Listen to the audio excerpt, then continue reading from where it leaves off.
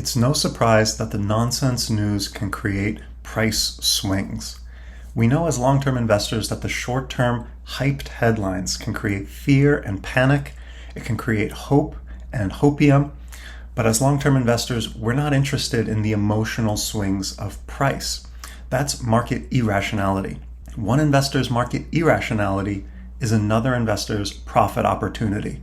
And that's what we're after for the long term. So right after a massive crash in the price or a price jump, how do we know if the stock's value has gone into a discounted buying opportunity or has jumped up into bubble territory? So I wanted to share an update in our ValueGlance.com stock analyzer tool that addresses this. It's called the current data point. Now, as we learned in Stop Checking the Price, a company's quarterly earnings report is like a health checkup with the doctor. Is cash flow being pumped to all of the right places? Is the balance sheet nice and steady, or is it off kilter?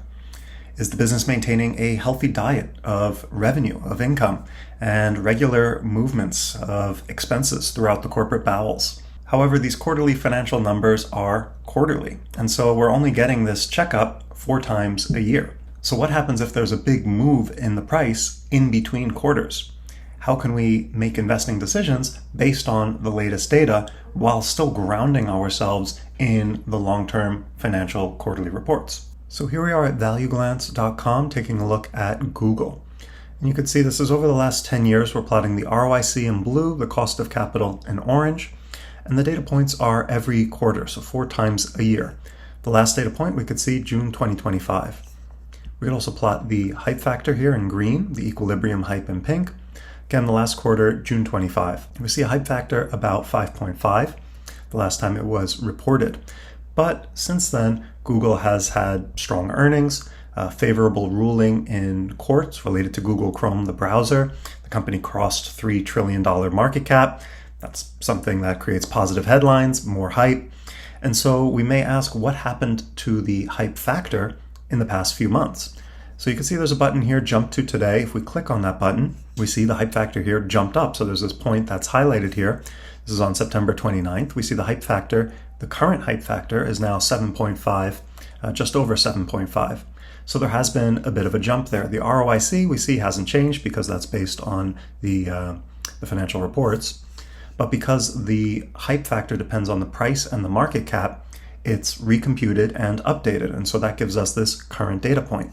Now we see to find a hype factor of 7.5, we would have to go all the way back to 2007, late 2007, to find a hype factor that was at this level. Now, does that mean Google's in a bubble and going to pop? Not necessarily, but it's telling us that over the past quarter, the price has gone up and it's reflected this way in the hype factor. Now remember, no metric is perfect, and so how should we interpret this?